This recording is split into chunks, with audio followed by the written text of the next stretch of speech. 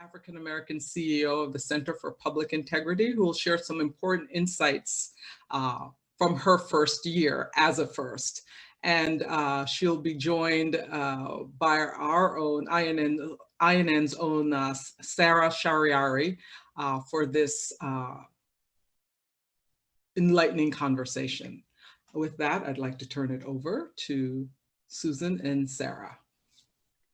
Thank you so much, Fran. It's such a pleasure to be here. And thank you, Susan, for joining us for this conversation. It's such a rare pleasure to talk with you whenever we get the chance to speak. And I'm just so glad that we're doing it today. Well, thank you. I'm really grateful and humbled, really, that INN has asked me to participate. There are a lot of wonderful, powerful journalists out there, and I want to give you all a big shout out and celebrate you all the time, but especially right now when so many of us are, we're just in the trenches with a constant assault of just demanding information that we need to serve communities across the country. So I know how hard everyone is working to be able to give people the information they need to understand, this moment in American history. So it's a challenging period. I just also want to say this because I don't think we think about this enough. I mean, we're doing this in the middle of, we have 200,000 people who are gone now. We are doing this in the midst of really a massive tragedy. And then coupled with all sorts of other, tragedies occurring at the same time.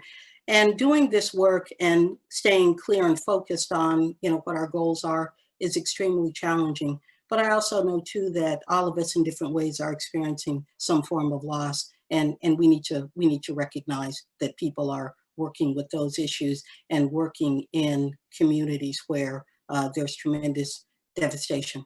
So I really want to appreciate what we're doing as journalists, but also step back and just look and honor the really terrible situation for many folks in this country right now. Thanks, Susan. Yes. And I think that these few days of coming together with INN almost feel like coming together with family in a lot of ways, because we share that care and that support together that is so important. So I know Susan and I had talked about some questions that we would talk about. And then if you all would like to put your questions in the chat, we'll definitely make some time to bring you into the conversation, because we both really want that to be part of what we do today. So Susan, you have this amazing career in nonprofit news, most recently with the Solutions Journalism Network as publisher and CEO of the Chicago Reporter. And a little over a year ago, you took the helm as CEO of the Center for Public Integrity. I'm sure they weren't the only people interested in hiring you at that time. What made you decide on CPI for your next step? Well, the Center for Public Integrity is, a powerful legacy nonprofit investigative news organization. So obviously I knew who CPI was, and it meant something to be asked to apply for the position. So first off, just the stature of CPI and the work that Chuck Lewis had done historically here and many other fine journalists, it was hard to not say, yes, I'd like to be interviewed for this job. The other part was the fact that I knew the organization through its board was at a point of rethinking its mission and what it meant to be a news organization at a really transformative time in this country.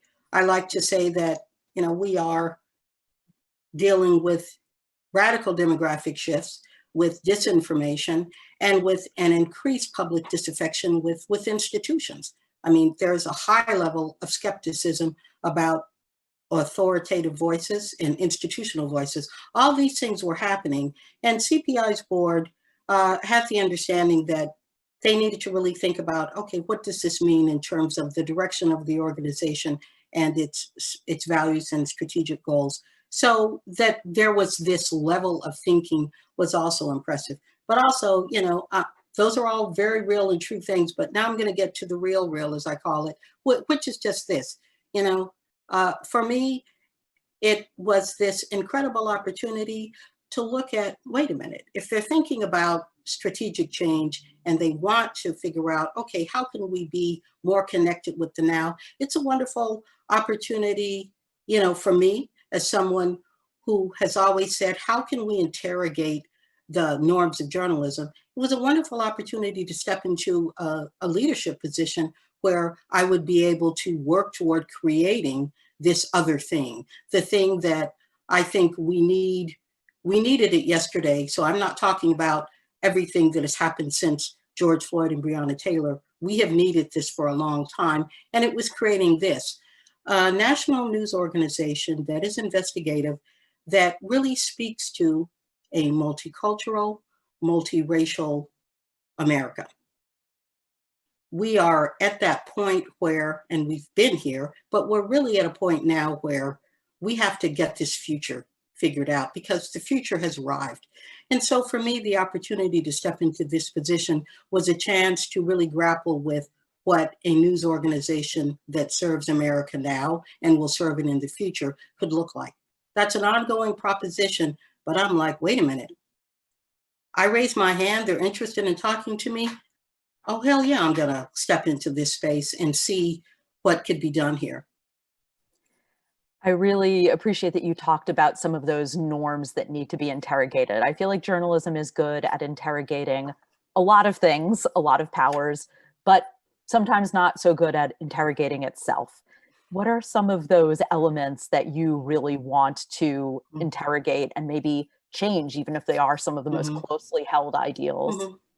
Yeah, and I want to once again recognize a lot of important pieces that are being written now about those norms and what we need to interrogate. I mean, I think I submitted for some of the just the reference work, an article that Wesley Lowery wrote for the New York Times, which really takes aim at a moral compass, but also this concept of objectivity.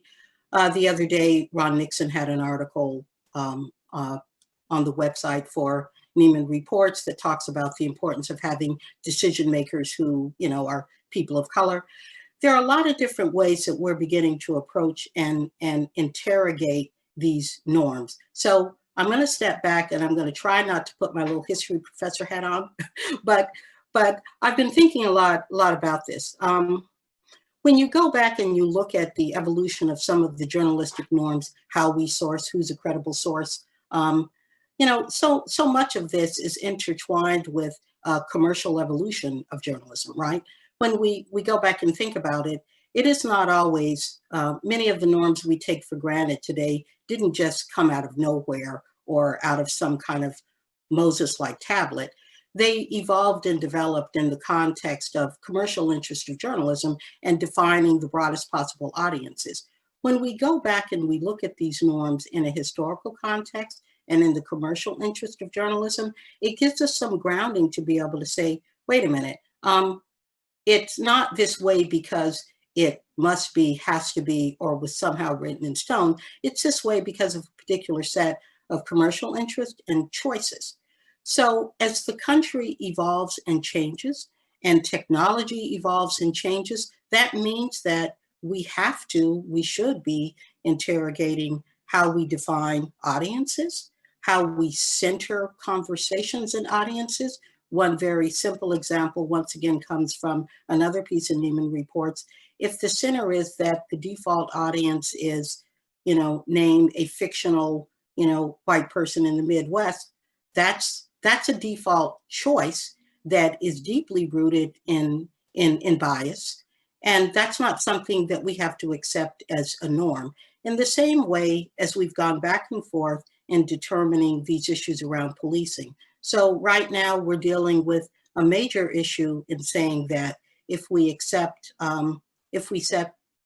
police sources as the final sources, we're missing an entire history that is now blowing up in our face. So interrogating who is a valid source, how we center definitions of audience, all of those are critical things to interrogate right now, because on one really basic level, the demographics of who we think as future audience don't hold up.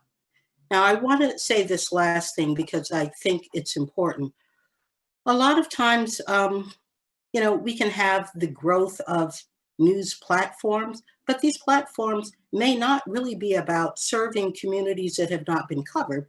They can be about better serving communities that are financially profitable and communities that are already getting a level of coverage.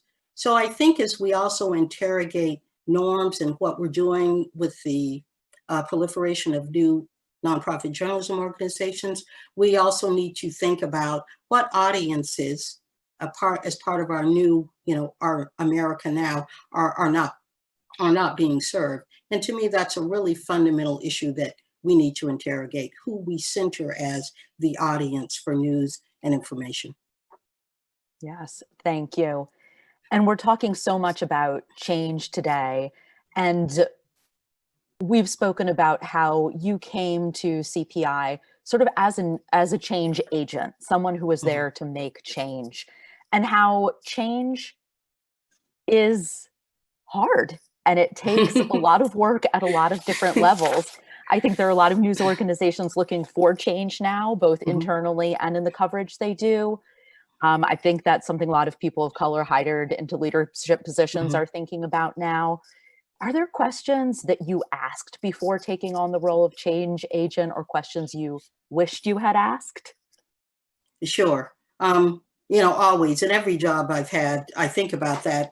But, you know, this was the biggest kind of step up for me. So thinking in terms of responsibility and reach.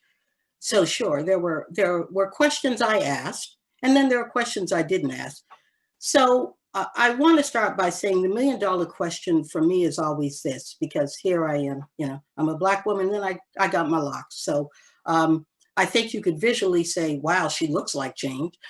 So to just really speak truthfully into that moment, the question for me is always, is this real or is this performative? And by performative, that's my word now. I noticed that Black Lives Matter uses this word when talking about substantial change or a change that is largely symbolic. And performative change is, I can sit here and here I am. The visual is part of the message, but that's not change. Representation is an aspect of change, but representation is limited unless there is the institutional support. And that means, you know, in my case, it would be coming from a board which is supportive. But in other cases, if you came in as an editor-in-chief, it's coming from your CEO. The institutional change the support for institutional change has to be there for you to be effective. So that's just the question, the big question. And the way you answer that big question is in small pieces. Is it symbolic or is it real? And some of it is practical. Are there the resources there for you to be able to invest in making the change? That's always critical. Do you have if you have a vision for what you want the change to be, and there is an agreement that a certain type of change should happen, do you have both the resources and the staff to make that change happen? So it becomes resources, but also the talent. Do you have the buy-in and internal allies to make that change happen? Do you have, and we've talked about this a bit, or I alluded to it, the management support? That could be the board, that could be the CEO. In my case, that would be the board. And then there's this magical, mystical word, which is, you know, that we always talk about, that is real. Do you have the power? Because you can come in with a title, but having the title is not, there's not a given that you have the power. I mean, power is one of those things that there's institutional power because it's seated in the job, but we very well have all worked in newsrooms where someone else is really the center of power because of, you know, a combination of relationships and history. It's many, many things. So having the power is really a critical issue. And part of having the power is having the support of the people above you who ultimately will have your back or not have your back.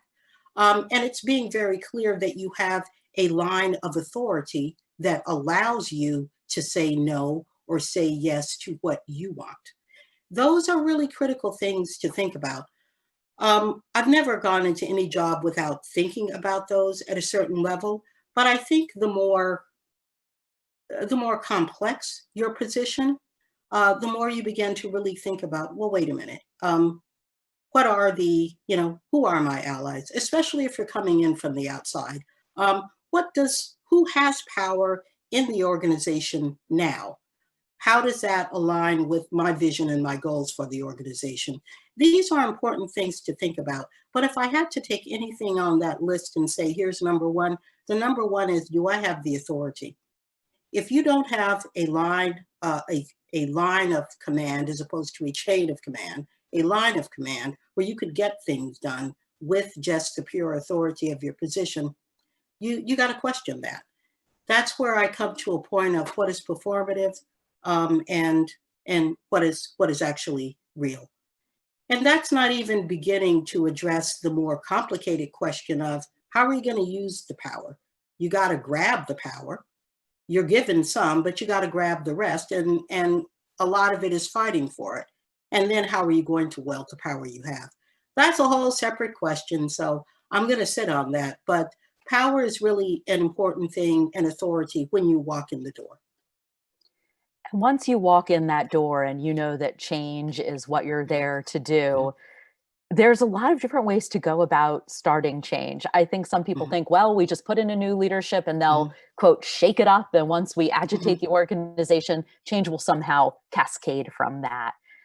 How do you think about where to start with change, what change you want to prioritize, and what is too fast or too slow in terms of change?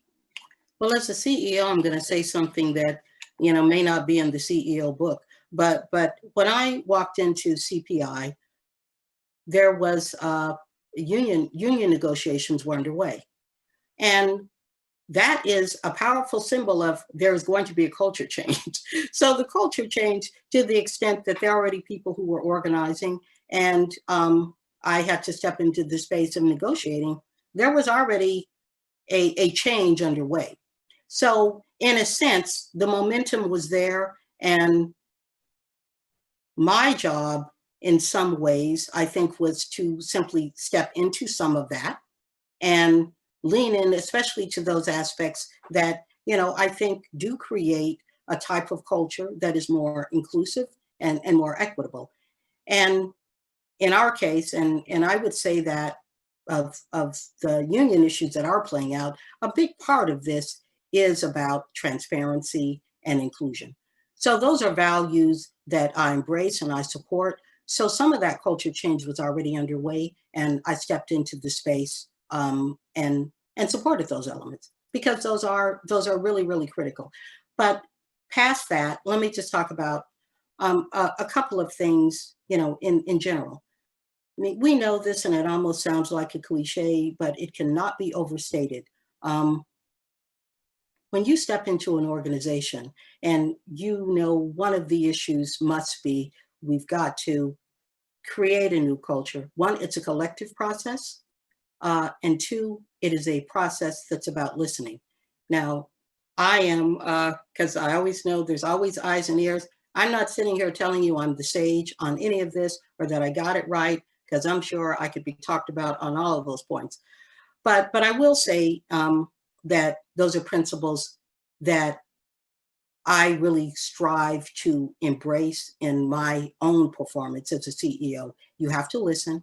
So walking in the door, the union negotiations were occurring.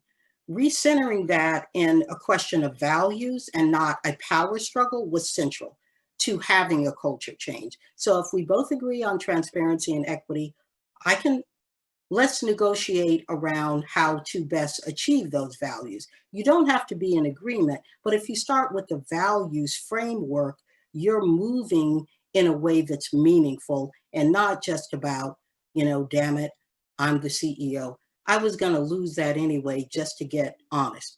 So value centered, but the listening part was both having those one-on-one private conversations when you first get there, so you get from many people's perspective what's going on in the organization and what they want. People may not always be able to articulate, the big picture of what we want, but you're going to pick it up when you have multiple conversations. So listening is just critical. You just have to shut up and listen. And it does become like the white pantsuit thing. You're like, really? But it's so fundamental. Then the second part is the collaboration part. Sure, I had ideas. I have a few strong opinions about things, but knowing that you can't get there by yourself when you're moving an organization, there has to be space for collaboration. And that means that you have to engage around points of difference, as well as common interest and how to move the organization forward. So listening and collaboration are key, coupled with, what I think is finding the common values and working around those to begin to create culture change. Then it becomes, steps of change. And in our case, one of the early, and this is still an ongoing issue, was how do you make basic processes more transparent, like how people are hired, how you determine pay, who gets a promotion. These are kind of basic things. And I'm sure we all know this, but journalism is not necessarily that great for doing that kind of work internally. We'll go out and tell you what government did and every which way and what color it was and all that. In-house, we kind of tend to come in and we're supposed to be lambs and then we're lions out, reporting. So there is that disconnect. And I think that we have to demand and promote as leadership a level of transparency and accountability. Now, that means that I'm saying, yes, people are going to come and rip you for what you do or don't do. But my goodness, what's the alternative? That you create an organization that essentially doesn't work simply because there is no listening, there's no collaboration, and there's no sense of leading through defining common values. Thank you. And I agree. I think that there are so many conversations around leadership that center on power, but that I think real power listens a lot. So thank you. I think that's such a wonderful point. When we talk about culture change or climate change, and we talk about people of color being used as window dressing in organizations, how do you think that you as a leader, as the first Black woman to lead this organization, and even other leaders can really solidify meaningful change in terms of race, equity, and inclusion in newsrooms and leave window dressing as a thing that we recognize and we move past and we don't allow to happen? Well, I'm not in control of someone seeing me as window dressing. I'm just not. And I'm not going to own that. That's someone's sexism or racism or, whatever that is. Well, it's one of those two things in combination. Okay. That's not something I can control. What I can control is a clear self-awareness of what I bring to the table. And that is the power that I wield. And that's the lens I use on my own work. I think the real issue of, kind of coming back to this conversation about what performative is, that is simply a question of, if we get the change and we don't have to change the norms, that's good. That's not change. That's not even good representation. It is pandering and it becomes a form of tokenism. Who wants to be in that situation? So the real question is this. I would be a liar if I said, especially when we look at what's playing out in this moment, that many folks are not looking for people like me or you or, many of the people who are listening now, because there is an understanding on some level, some of it genuine, some of it rushed and pandering, that we need to have new leadership. Well, yes, but also bring the whole package that comes, which is a different life experience, a different lens on what is and isn't news, and a different lens on how communities ought to be covered. Don't just buy what is the easiest and most symbolic, but we can't own that part of it. I think if you're going into a situation, and going back to the earlier question, without power or authority, and maybe someone's trying to play you, you gotta question that. But the racism and the sexism are not on us to own. what we do have to do, and what, I've learned all my life, growing up, is that you have to deal with that. You work around it. You have to navigate it. You have to confront it. You have to use whatever strategy and tactics are there. That's part of, survival of being Black in America, or Black woman in America, or Latina in America. This is just, this is life in America, and that ain't changed that much yet. And we're seeing that on full display right now for those who didn't know. So you can't own it, but you have to know how to deal with it and recognize it and move past it in order to be effective. So what does all that mean? Because it sounds like something, my mom told me and my grandma told me, and all my mentors told me as well. I mean, racism and sexism are real. People are going to think you could do less or be a superwoman, one or the other. You're the cleanup woman who could fix any mess, or you're just there because of how you look. A lot of assumptions are going to be made about you. You have to figure out how to negotiate them, and there are a million and one ways in which you do that, while still being able to do what you came to do, which is transform. At some point, you could hit a wall where you can't do it. And I think that the biggest thing of all is not to internalize the racism or sexism that comes at you, because internalizing that really leads to you being paralyzed and to you beginning to doubt yourself and why you're there and what you bring to the table. I mean, this is such a big question, and I feel almost like I'm not doing it full justice, but I think there's so many levels at which you could talk about it that it's just too big for me to give a really, perfect closed answer to. But I really want to just say this, and it's going to sound a little theoretical, but it's real for me. Any of you have heard both of the writer Frantz Fanon, who wrote this incredible book called Black Skin's White Mask. It is, in its essence, all about colorism and the internalization of racism. In this case, he was talking about, French colonialism.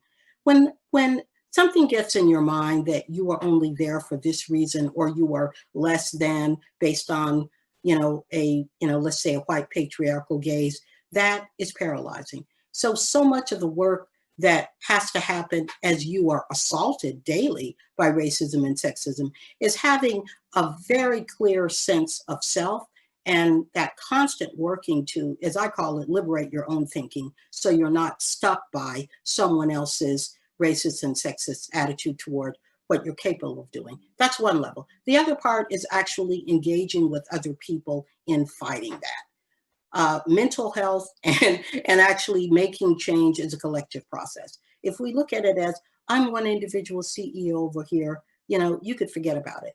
You're part of a collective effort. So you need to find, your posse or your team of like-minded thinkers and allies, and be able to get that support, whether it's conversations or strategizing together, to help you navigate these spaces. But you always have to do, the collective work and the individual work of trying to free your mind. When you asked this question, I also thought about something that I really appreciate from the Ida B. Wells Society. And it makes me cringe, but it's real. And it is the whole idea of being twice as good. My grandma told me, my mom told me, my dad told me, this, you grow up with the expectation and the reality that is what it's like. I hope one day I do not have to tell that to my daughters or granddaughters. That's the whole point of this fight now, that we can get rid of it. But the reality is that it's here now, and that individual self-examination to keep yourself mentally healthy in the assault, combined with the collective support of, your peers, your community, really is how you have to rise above so many of these challenges when you step into a job where someone like you has never been before. Thank you so much, Susan. I admire you so much. And I'm just looking at our chat now, and Candace Fortman from Outlier says, this speaks directly to my experience in this business. I'm so grateful for Susan. So thank you. I guess I want to ask people to start placing their questions for Susan in the chat so we can talk about that. And Susan, just follow up with you asking, what are you taking from this first year in leadership? I mean, we've spoken about how so few people are ever CEO of anything. It Mhm. is, and you know, that having a mid-level management game is quite different from having Yeah. being that last person who has to answer for everything. Mhm. What are you Yeah. taking from this first year, and how is it going to shape what you do in the year to come? You know, I'm so glad you asked that, and I have to say 3 words came to mind, right? Resiliency, right? This has been, a challenging year, and not, just based on race and gender, that by itself, then COVID, and the in your face display of and I language just is driving me crazy right now. Everybody has the systemic racism, so I'm going to use that as my shorthand, but that's not my term. That in this very pronounced way in news coverage, and the national reckoning, as we keep saying, coupled with being in a job that is pushing me, and that's a good thing, right? I like having a job where I'm challenged to learn new things and grow. Boy, have I grown, or girl, have I grown. Boy and girl and everybody else, I've grown, right? So that's good, but to allow yourself to do that, you have to be willing to do a couple of things. You have to be resilient. You have to be humble, because you're messing up. You're going to mess up in order to learn and grow. And you also have to be willing to pull back to an extent and say, my North Star is this. And you have to keep that North Star steady. Otherwise, I think it's so easy to be swept up in, the daily hassles, the daily disappointments, because you lose sight of the North Star. And as I said at the beginning of the conversation, the big question, and why I still am in journalism, is how are we going to create a journalism that serves a multiracial, multicultural country and a democracy that's in a hella crazy space right now? That's a North Star. So that's what that means to me. I saw one question here, and I'm really glad it got asked, because I want to address this, and we haven't even talked about it in the course of this conversation. And this has been uh, a painful challenge coming into this job. And it's the other side of coming in and leading as a person of color. So when right now I'm in the process of really thinking about what does our staff need to be able to do the mission that I think we need to achieve. And part of the issue is, one, we need to have more representation on our staff, period. That's 101. So I'm in the process of making those changes. The other side of that story is this. When I arrived at the organization, not only were we in turmoil around transparency and other issues, there was also a tremendous amount of racial conflict going on in the newsroom that was partially, generational, but also just real stuff, because people have been in the newsroom, not felt heard, not felt valued. And here's the complex situation you step into. You are both the person coming in to transform the organization. You're the person, with the power. You may have low expectations on the part of some folks, but high expectations on the part of especially journalists of color, who are hoping that when you come into the newsroom, you're going to fix a lot of the stuff. I think the most painful and disappointing part of the year for me, to be extremely blunt, was not feeling like I hit or satisfied the real needs that were in the newsroom on that front. And that was personally disappointing and also personally painful. And probably the hardest part of learning in this job, that people left. Then the process became, okay, how do I address why people left? And how do I, as a Black woman at the top and no one between, no other leadership person between me and staff, how do I begin to make that change through policies and accountability? And I think while parts of the policies made a difference, the part that I'm always going to question and work with and do better on is the bottom line is stuff don't change unless you hold people accountable and you change the system. And sometimes you could do it quickly. And I'm not saying I was right or wrong. Sometimes you could do it quickly. Other times it is a process that takes more than a few months. That's painful because when I arrived, my goal was not necessarily to have to go out and build a staff that looked like America. I thought I already had some of that coming in the door. So that's been, for me, a real painful challenge. So what have I done since then? Long before the uprising since this summer, I realized if you say you want to change who is in your newsroom, then I think Nicole Hannah-Jones said this well at an IRE a few years ago, just go do it. And how do you do that? You can do it if you're broke. And that has to be the attitude because it's a values issue. So one thing I realized is if I want to make that change, then I've got to be intentional and make the commitment. So I went out and consciously sought additional funding that could actually help me create a position that I felt would be transformative in the newsroom, both in terms of the content, but also beginning to really think about how we transform who we need to tell stories, what kind of stories, and how the stories get framed.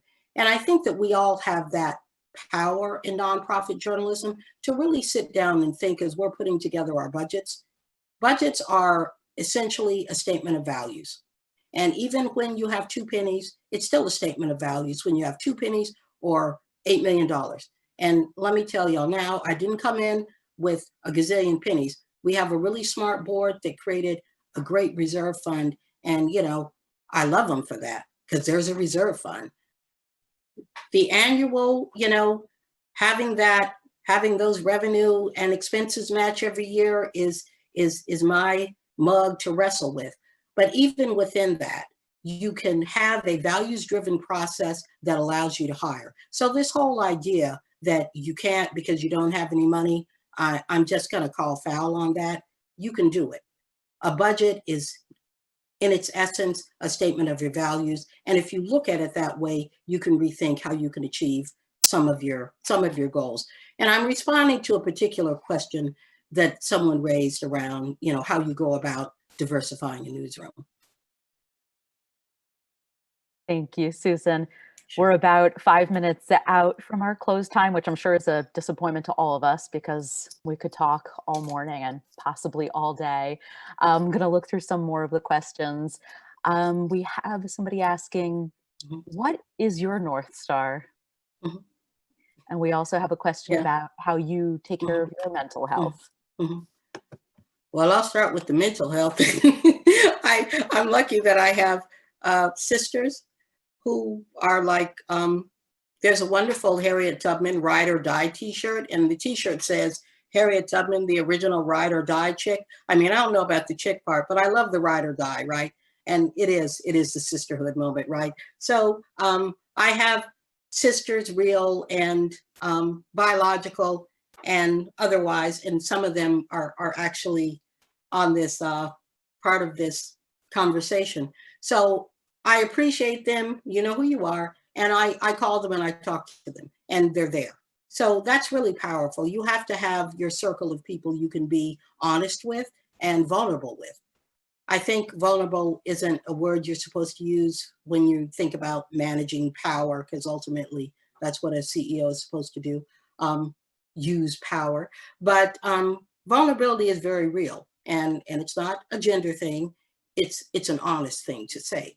And you have to have folks you can be honest with, honest enough to let it down and speak a real truth, an emotional truth. So that's part of how I stay mentally healthy. The other thing I've learned, that I'm not very good at this, but I'm becoming a better learner, is to give at least one weekend a month where you just do nothing, you don't work. Yeah, that means, well, yeah, might need to always check the email simply because anything could happen, but that you essentially just have a weekend off at least once a month so you can disconnect. I also find that I'm returning to hobbies that I had just let go that feed my creative spirit.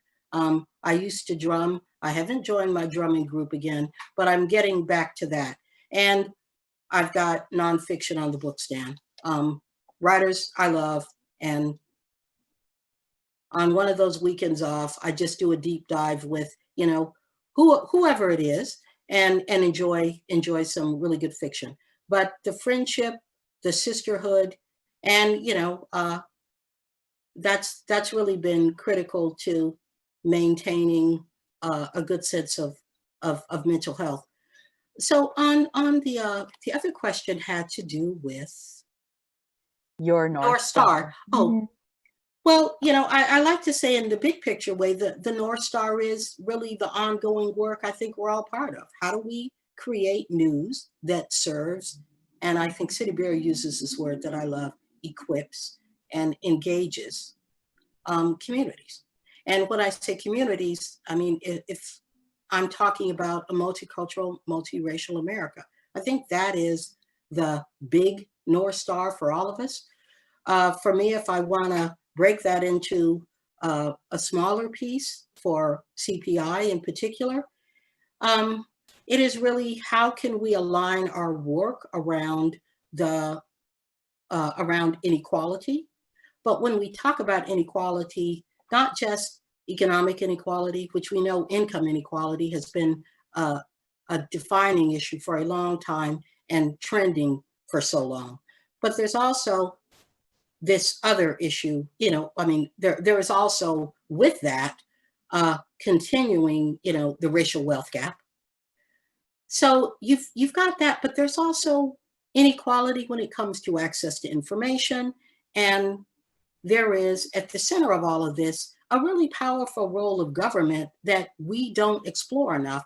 And that is government as a tool for redistribution of power, privilege, and wealth.